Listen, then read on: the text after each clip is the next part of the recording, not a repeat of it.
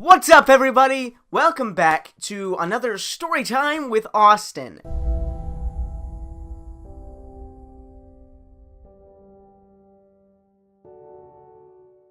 I hope this is as good as the last one, because I had a whole lot of fun creating this last one. A little bit of a new setup for this, but I think it will, we'll do it. It's gonna be great. Alright, so we have back with us these story cubes that we're going to use again. And, to get our starting off point, for this new, story that we're going to be telling, I pulled out this, notebook of mine, and I was flipping through it, and I found a picture that I drew. Okay, so this picture is depicting of a man with wings fighting a sea monster, on another planet. So that's what we're going to use as our jumping off point. Alright, so we're going to grab our story cubes once again, and we're going to pick three random cubes. So this should be fun. We're going to shake the cubes up and give them a bit of a roll. Ooh. Oh my. Alright, so to start off with, we have a fountain. The next one we have is a keyhole.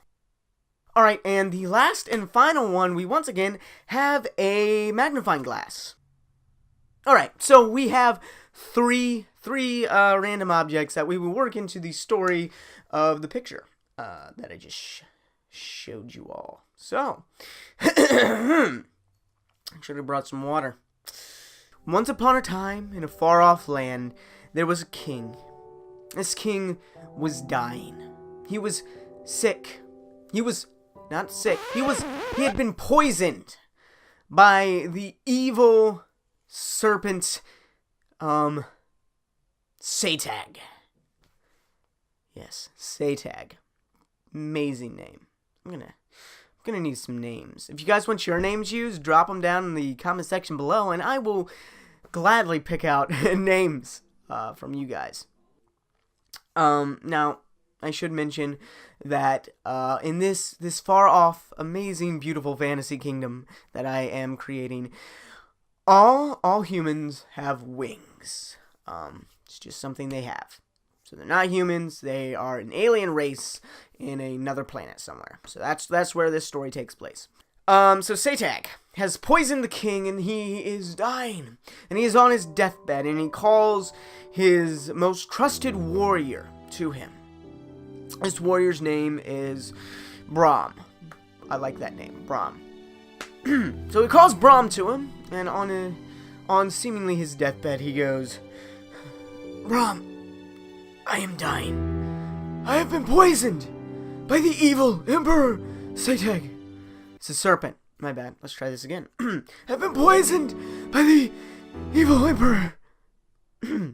I've been poisoned by the evil serpent Satag. The only way for me to live is if you kill him and bring back the blood for me to drink. I fear I am not much longer. At most, 3 days. Please, my life is now in your hands." He falls back. Not dead, but very ill.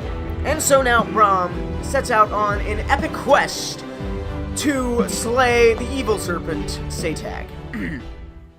So, he must find the serpent Satag. Satag does not let his whereabouts be known very easily, for obvious reasons, because he's evil, and because probably there's a lot of people wanting to hunt him down. So Brom has to go off searching for Satag, and he enlists the help of... He enlists the help of his best friend Barbara. So Brom and Barbara set off on their quest to go find Satag, and along the way, they meet a giant in the road. So they go up there, and Brom is like, "Excuse me, kind giants, sir. What? Yes, excuse me, kind giant, sir. We are looking for Satag, the evil serpent. Do you know where he is? Possibly. Of course I know where he is.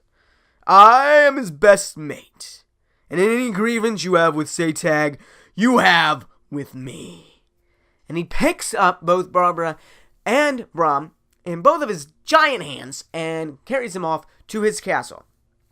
So, oh no, oh my goodness, Barbara and Brom have been captured by this giant. So he takes them and he locks them in the dungeon. Well, how are we gonna get out of this one? Huh? I'd like to know that. You're Brom, you're the amazing Brom. You'll think of something. Sure, of course I will. And so he goes and sits down in a corner all alone by himself. And he thinks and he thinks and he thinks.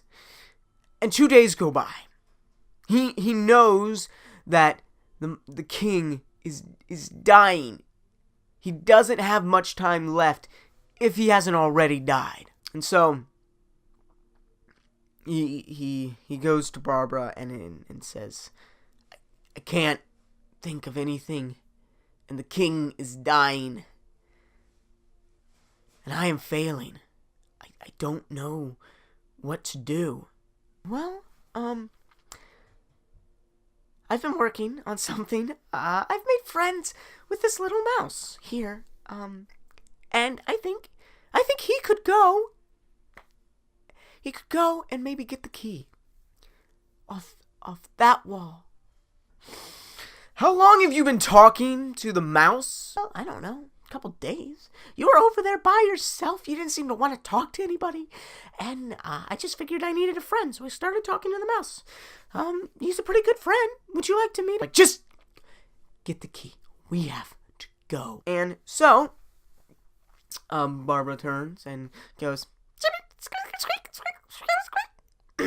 and the mouse scurries off and up the wall, grabs the key, and runs back. And Brom reaches out and he takes the key from the mouse. He has it. He sticks it into the keyhole. Click. And the dungeons open. They're free. And so Barbara and Brom run out. And the giant, hearing the dungeon door open, starts to come down. And they hear the loud thud, thud, thud of the feet of the giant coming down the stairs to check on them. And so they run, they sprint out into the courtyard, and they hear behind them thud, thud, thud. The giant is getting closer, and they run out into the courtyard, and they take to the sky. Their wings spread, and they start to fly, and the giant runs out to try and grab at them, and he misses as they fly away. Well, that was great. It was a waste of time. And now we have less than 24 hours to get back to the king with Surtag's blood. And we are no closer than we were 2 days ago. I'm not so sure about that. Look down there. And they look down at the courtyard that they had previously just started to fly away from. And they see a fountain. A beautiful, beautiful fountain. And they look and they see the serpent Surtag inside this fountain. And they realize that this fountain goes deep, deep down. They found him. They have found Surtag. And Brom turns to Barbara and he's like, all right, we need a plan. And we need it fast. I'm going to go to distract the giant. You kill Surtag. You've got this. And Barbara flies down there and starts buzzing around the giant's head. And the giant starts swatting, trying to kill Barbara, and continuously misses. And so Barbara has the giant perfectly distracted. So Brom flies down to the fountain.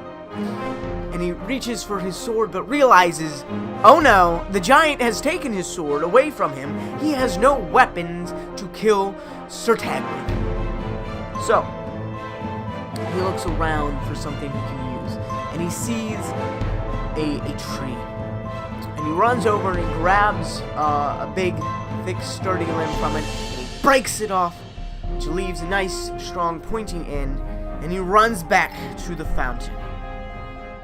He looks into the depths of the fountain, and he sees that Surtag is asleep, just floating. And he takes the spear that he has made, he takes it, and he reaches up, ready to stab Surtag. Poised, he pulls back and drives it in to one of Surtag's many hearts that he has. Blood spewing everywhere. The fountain becomes red with blood.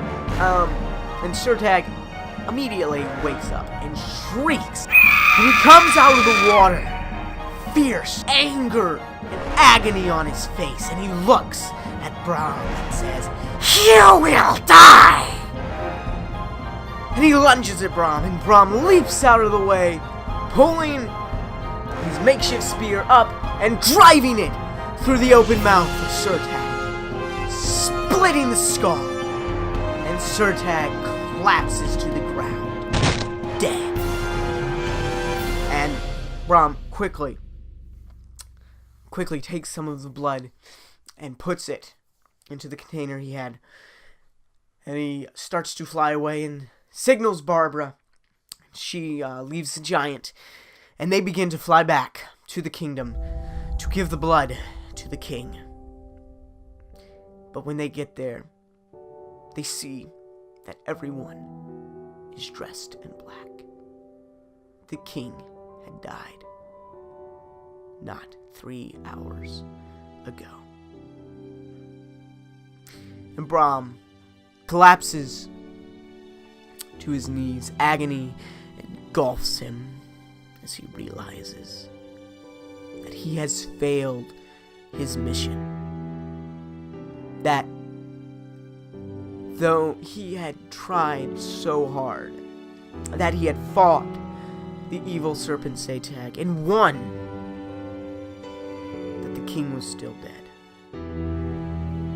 As they lay the king in the ground, everyone shedding a tear for the best leader they had known in years, Brom cried out, wondering why, to whoever was listening. And I think that's pretty much the end of the story here. Yeah. No, a downer ending, but it goes to show you that you don't always succeed with what you may set out to do. But you should always do your best. Try your hardest with anything you set out to do. There's a cool little moral for you at the end of the story. Hope you enjoyed it. Make sure you like, comment, and subscribe for more videos, because they will still be coming at you even if you don't. That's pretty much it, guys. See you later.